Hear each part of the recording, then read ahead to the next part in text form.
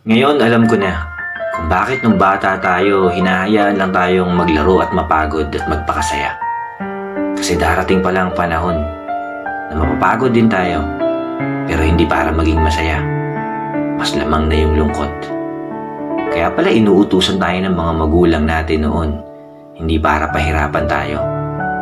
Yung mga utos pala na yon ay magiging aral na babaunin mo pagdating ng panahon. Ngayon alam ko na, kaya pala pinipili tayong matulog at magpahinga sa tanghali, hindi para maging malaki at matangkad tayo.